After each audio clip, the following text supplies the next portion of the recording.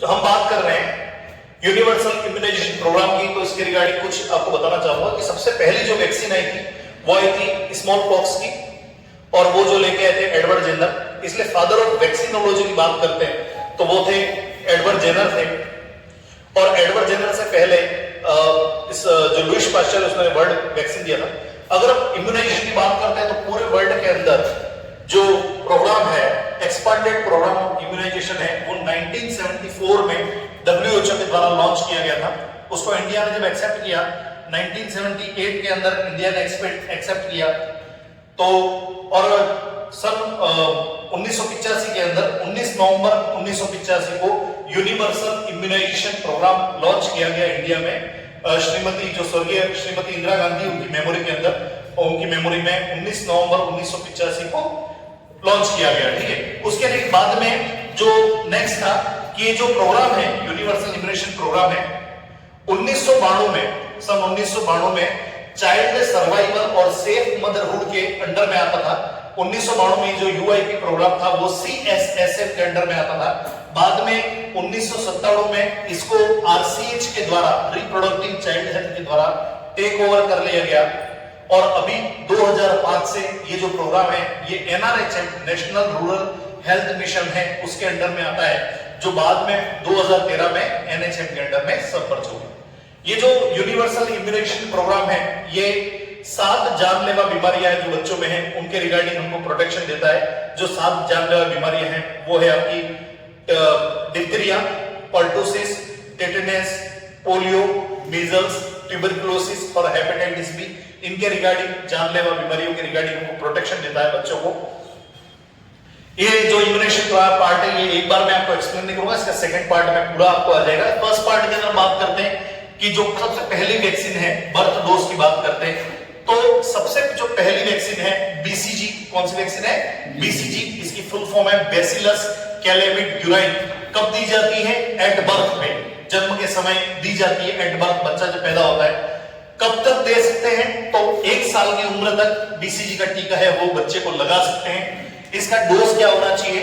अगर 1 महीने के अंदर अंदर, क्योंकि अगर इंस्टीट्यूशनल डिलीवरी है तो उसको बच्चे को जन्म के समय ही आप लगा सकते हैं। बट अगर कोई बच्चा ऐसा है जिसकी घर पे डिलीवरी हुई है तो 1 महीने के पहले अगर वो टीका लगाने आ रही है उसकी मां के पास में, तो उसको जो डोज रहेगा वो रहेगा 0.05 ml। कितना रहेगा? 0.05 ml रहेगा। और बाद में ये जो डोज है ये क्या हो जाएगा? डबल हो जाएगा 1 महीने के बाद में, तो वो रहेगा 0.1 ml। कितना रहेगा? 0.1 ml रहेगा। रूट क्या रहेगा इसका? इंट्राडर्मल रूट रहेगा। कितना रहेगा? इंट्राडर्मल रूट रहेगा। कहां लगाना है? अपर आर्म पे। यहां पर अपर आर्म पे लगाना है। और कौन सी अपर आर्म पे? तो लेफ्ट अपर आर्म पे लगाना है। तो पहला क्वेश्चन ये बनता है कि लेफ्ट पे ही क्यों लगाते हैं? तो ऐसा कोई फॉर्मेट नहीं है कि लेफ्ट पे ही लगाना है। एक यूनिफॉर्मिटी मेंटेन रहे कि लेफ्ट पे अगर स्कार दिख रहा है तो ये कंफर्म हो जाएगा कि ये BCG का टीका इस बच्चे को लग चुका है, इसलिए लेफ्ट में लगाया जाता है ये जो टीका है ये। और शुरुआत में जब लगाया जाता है इंट्राडर्म लगता है तो शुरू में बच्चे के यहाँ पर निशान पड़ जाता है, स्कार फॉर्मेशन हो जाता है, मैक्यूल होता है, पैप्यूल बन जाता है, फिर वो स्कार में तब्दील हो जाता है। और अगर किसी बच्चे के स्कार नहीं बना तब क्या करना है आपको? किसी बच्चे के स्कार नहीं बना इसका मतलब ये नहीं कि आपको टीका वापस लगाना है। स्कार बन भी सकता है और नहीं भी बनता है, बट मोस्ट ऑफ केसेस के अंदर स्कार बन जाता है। ठीक है, ये किससे प्रोटेक्ट करता है? ये टीबी से प्रोटेक्ट करता है, जो ब्रेन टीबी, एन्सेफेलस टीबी है, उससे ये बच्चे को बचाव करता है। इसकी कब तक प्रोटेक्शन करता है? 15 से 20 साल। अब बात आती है कि ये जो BCG का टीका है ये पाउडर फॉर्म में होता है, तो इसको डाइल्यूएंट मिक्स करना पड़ता है, डाइल्यूट करना पड़ता है। तो किससे डाइल्यूट करते हैं? नॉर्मल सलाइन या सोडियम क्लोराइड से। किससे करते हैं? सोडियम क्लोराइड से, NaCl से डाइल्यूट करते हैं। तो पहला टीका हो गया हमारा BCG का। कौन सा हो गया? BCG का टीका हो गया। नेक्स्ट अगर हम बात करते हैं हेपेटाइटिस बी का, 6ठे, 10वें और 7वें सप्ताह में हेपेटाइटिस बी को मर्ज कर दिया गया है पेंटावेलेंट के अंदर। पेंटावेलेंट जो वैक्सीन था diphtheria, pertussis, tetanus, hepatitis B और haemophilus influenza B Hib vaccine है, उसके अंदर मर्ज कर दिया गया। फिर भी जन्म के समय हेपेटाइटिस बी लगाया जाता है। कब लगाया जाता है? जन्म के समय लगाया जाता है। कब तक लगा सकते हैं? तो विद इन 24 आवर्स, 24 घंटे के अंदर लगा सकते हैं। अगर किसी बच्चे का हेपेटाइटिस बी का 0 डोज जो बर्थ डोज है अगर वो मिस हो जाता है तो क्या उसको 24 घंटे बाद लगा सकते हैं? तो नहीं लगाना है, फिर उसको पेंटावेलेंट में वो मिल जाएगा, पर विद इन आप 24 आवर्स लगा सकते हैं। कितना डोज रहेगा? 0.5 ml। कितना रहेगा? 0.5 ml रहेगा। रूट क्या रहेगा इसका? इंट्रामस्कुलर रहेगा। क्या रहेगा? इंट्रामस्कुलर इसका रूट रहेगा। कहां लगाना है? Anterolateral aspect of mid thigh. कहां पर लगाना है? Anterolateral aspect of mid thigh, यहां पर ये लगेगा। और लेफ्ट जो थाई है उसमें ये लगेगा, लेफ्ट जो थाई है उसके अंदर आपके लगेगा यहां पर लेफ्ट थाई में। और उसके बाद में हेपेटाइटिस बी से रिलेटेड जो क्वेश्चंस हैं कुछ ऐसा आज तक, हेपेटाइटिस बी को और क्या कहते हैं? तो हेपेटाइटिस बी को हम सीरम हेपेटाइटिस बी कहते हैं। कुल मिलाकर हेपेटाइटिस जो होते हैं वो 5 प्रकार के होते हैं, hepatitis A, B, C, D और ई। जो क्वेश्चन बन सकता है मुख्य रूप से 2 से बन सकता है, हेपेटाइटिस ए और हेपेटाइटिस बी से।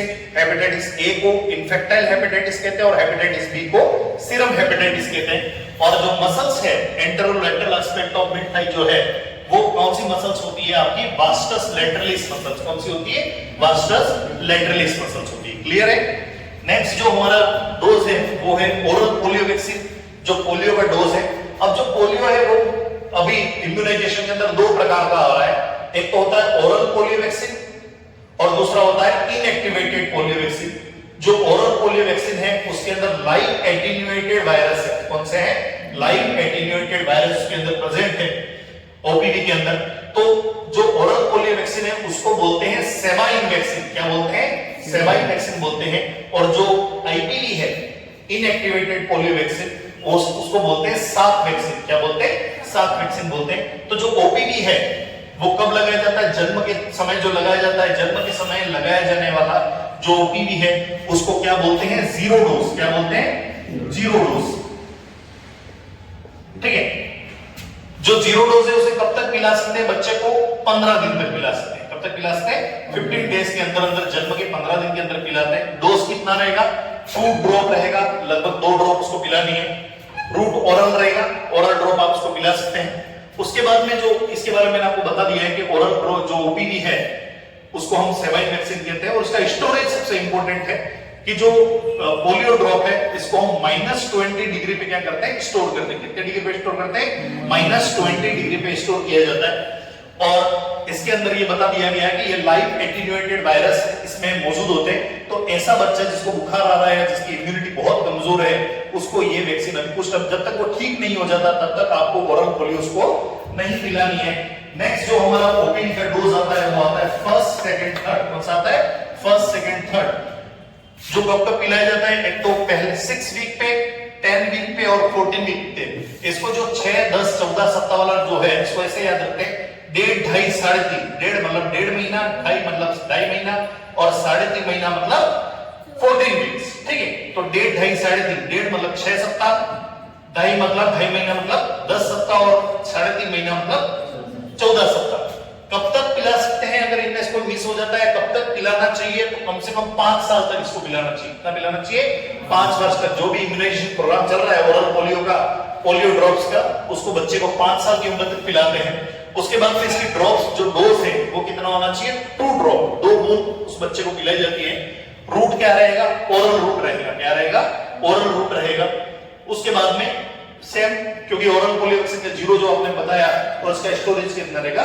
-20 डिग्री रहेगा। अब कोई बच्चा है जो इम्यूनो कॉम्प्रोमाइज्ड है, जिसको इम्यूनिटी लो है, उसको ओरली अगर नहीं पिलाना और अगर उसका आईपीवी प्रिफर्ड है, इनएक्टिवेटेड पोलियो वैक्सीन है उसका अगर प्रिफर्ड है, तो पहली चीज हमको पता होना चाहिए जो आईपीवी है, इनएक्टिवेटेड पोलियो वैक्सीन है, उसको हम बोलते हैं सेवाइन वैक्सीन। क्या साफ वैक्सीन।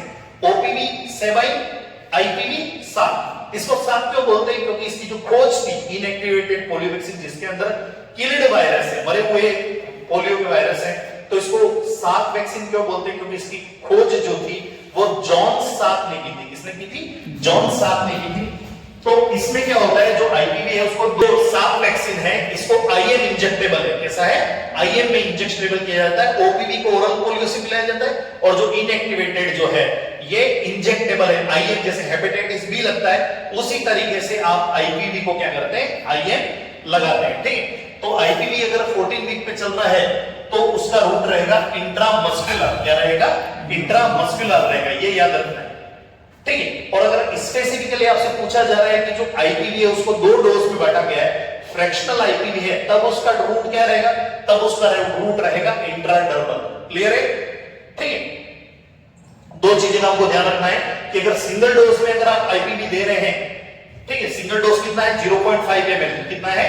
0.5 ml, तो उसका रूट क्या रहेगा? आईएम, इंट्रामस्कुलर रहेगा, और वही anterolateral aspect of mid thigh, ठीक है। और अगर आप इंट्राडर्मल लगा रहे हैं तो भी रूट वही रहेगा, बट आईएम नहीं लगेगा।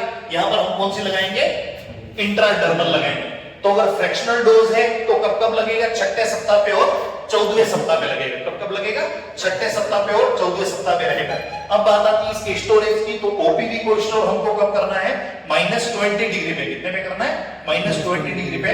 पर जो आईपीवी वैक्सीन है उसको, जो नॉर्मल हमारी वैक्सीन है जो कोल्ड चेन के अंडर में आती है, 2 से 8 डिग्री कोल्ड चेन का जो तापमान है वो कितना रहेगा? 2 से 8 डिग्री रहेगा। ये आपको ध्यान रखना है। इसका जो सेकंड पार्ट है या सेकंड है वो मैं आपको नेक्स्ट बताऊंगा।